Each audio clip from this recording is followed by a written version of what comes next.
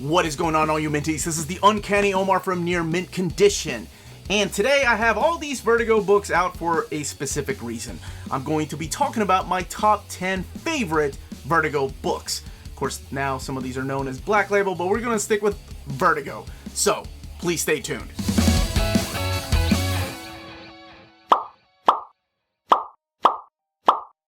Before we get started, I just want to remind everybody that this is just my personal list. So I would love to know what your list is. Leave those comments down below. And also, this is not a countdown or anything like that. This is just a list of my top 10 favorite Vertigo books. I will be doing an honorable mentions before I get to the number one pick. But by no means, this is not a countdown. Again, just my list. So let's get started. Kicking off the list, Animal Man. Of course I'm going to kick off this list with Animal Man. If you've seen my most read books, this happens to be one of them. So what makes this series amazing? What makes it stand out above so many other Vertigo titles? Well, it's the way that Grant Morrison writes this book. It's the way that he starts the story with Buddy Baker, Animal Man, just kind of being this quirky superhero that nobody really takes seriously.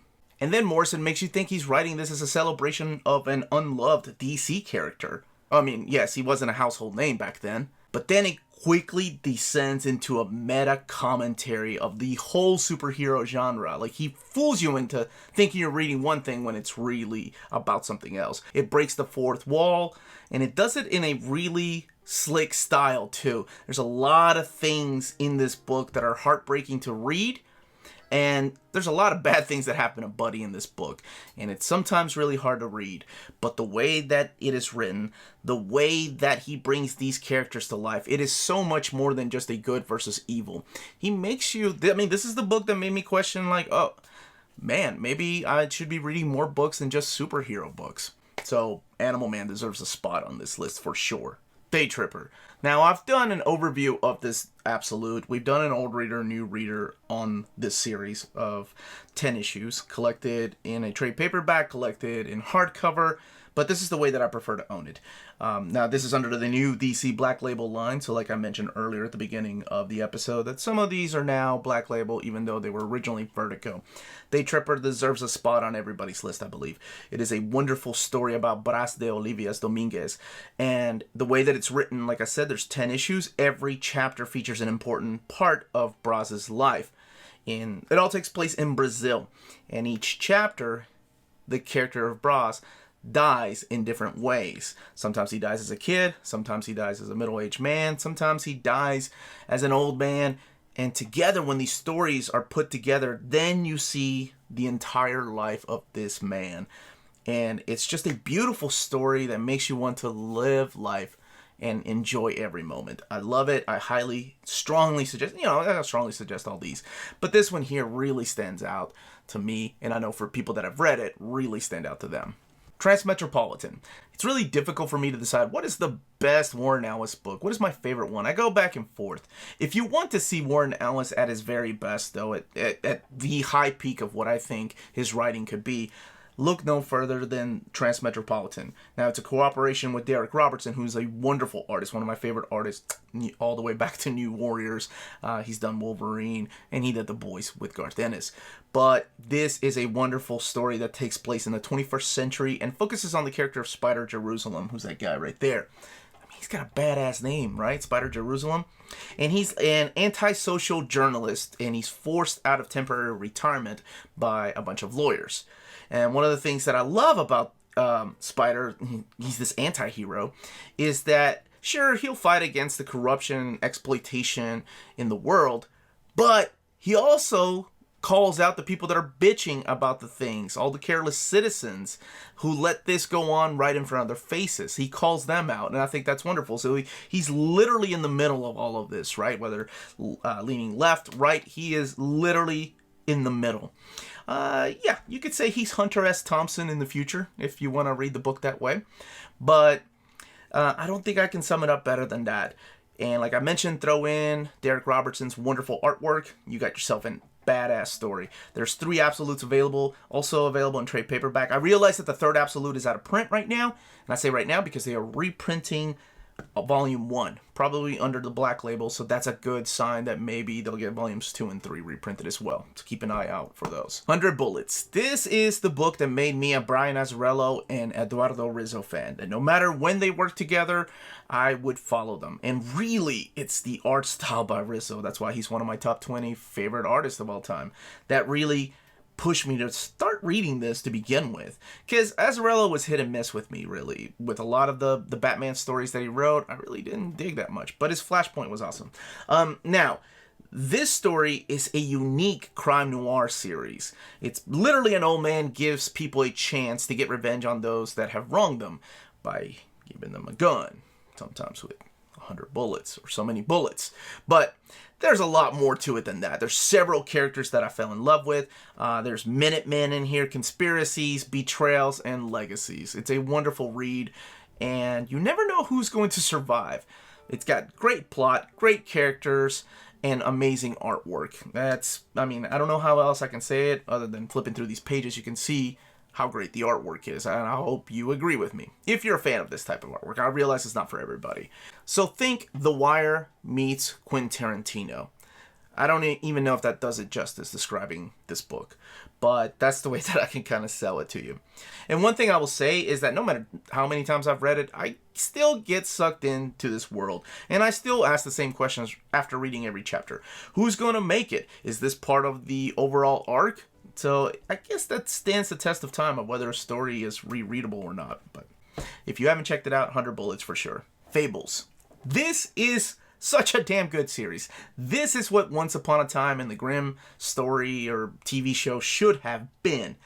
And it is literally the story of how all these fables, all these stories we grew up with, Red Riding Hood, Snow White, Big Bad Wolf, Jack, Be Nimble, Jack, be quick. Is that a fable? Damn it. Jack, jump over the candlestick. Jack and the Giant. Yeah. Anyway, you got to find out who Jack is. Even though he's one of the biggest douchebags in comic books, I don't know what it is about him, but I still ended up loving his character and ended up buying his spin-off series. So it's pretty much the story of how this adversary, this big bad, kicked everybody out of the fairy tale world. Pied Piper, all those characters you grew up reading in fairy tale books are now living in Fabletown in New York, where Snow White kind of leads them. Bigsby, who is the big bad wolf, is a detective in this town. And it all kicks off with a murder. There's a murder at the very beginning. They're trying to solve it. Who could have done this? But it expands from that. And it becomes, man, by the time you get to the story where the Frog Prince, if you have read this series, you know what I'm talking. Dude, every time it gets me.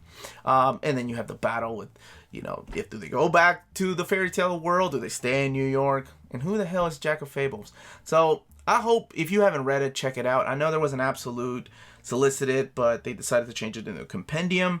So hopefully that means that there is a omnibus on the way sometime, because I know that volumes 4 and 7 of these hardcovers, these deluxe editions, are freaking near impossible to find, and I really want people to enjoy these stories. And I guess another way would be to read it digitally, right? You always have that option, but I know if you all are collectors like I am, we love to hold books, like physical books, in our hands. At this moment, I just want to remind you all to hit that like button and subscribe button if you haven't subscribed yet. We can be found on Patreon and Redbubble. All of that information is in the description down below, and thank you to our existing patrons. And remember, if you like seeing videos like this, please leave the comments down below for another top 10 list that you all would like me to do. I don't mind talking about comic books. I love it, as a matter of fact. So let's keep going, because that guy, me, I like to talk. If you've been watching this channel for a while now, you probably saw this coming, and that is Y: The Last Man. This is the answer to the question of, what if you were the last man on Earth? And I'm sure a lot of people have asked themselves that. There's been Twilight Zone episodes. There has been Outer Limit episodes. There's been whole movies about this. But I think this did it in a really unique way, because wouldn't that be the greatest thing ever, to be the last man? All these women want you. Hell no. This book makes you second guess that. This book makes it seem like, oh shit, this world is scary as hell. I do not want to be the last man here. So, to put it into simple man's terms, I guess, the way that the story plays out is that one day, every creature on the planet with the Y chromosome dies. There's no explanation at the beginning. The only ones that are still alive with the Y chromosome that are still male are Yorick and his pet monkey, Ampersand. And that's it. Now, all the females want Yorick, and not in the way that you would think. Yes, some do want him in the way that you would think. But others want to do like scientific experiments. They want to torture him. They want to kill him because they just want to get rid of all the men. And, I mean, he's not alone. There are some great women in this cast. There's some powerful, awesome women in this story. So he teams up with 355 and a couple of other characters to try to make his journey through this new world. This book means so much to me that I remember waiting on the last trade paperback when my wife and I collect them in trade. And Volume 10 was coming out. And it came. We bought it on a Wednesday. We were flying out Wednesday afternoon to go to Japan on our honeymoon.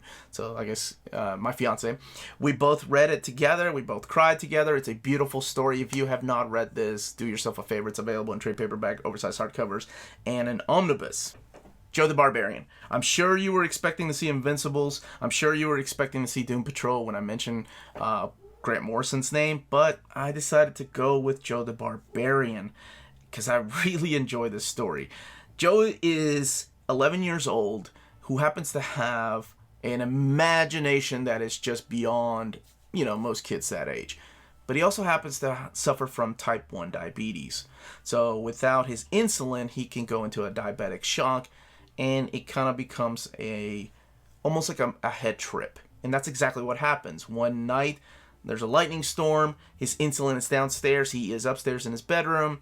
The electric goes out, and he needs to get his insulin. And he goes into a diabetic shock, making him think that all these characters in this fantasy world that are based on toys or based on comic book heroes are actually alive and trying to help him on his journey to get to, I'm not going to ruin it.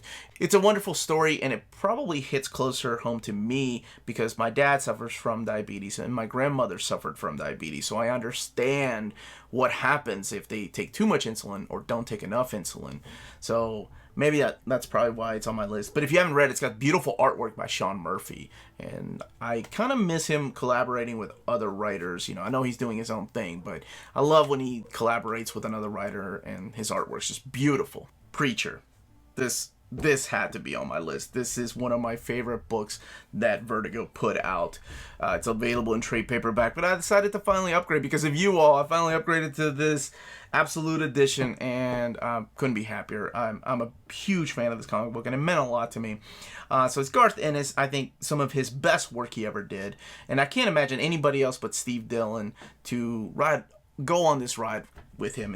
And when I mean this ride, this crazy ass, blasphemous, wonderful, beautiful ride that is known as Preacher. And I realize that a lot of people love the TV show, but I think to me the TV show really missed the point of the series. And then there's no way in hell the TV show could ever do some of the things that they did in the comic book. Now, before I go any further, like I said, I think to me it's a phenomenal read, but I also realize it's a disturbing read. I also realize that it's not for everybody. Some people might get offended. Some things in here might trigger some people. So I always give people a fair warning before reading this. I think it's great, but I understand it's not for everybody.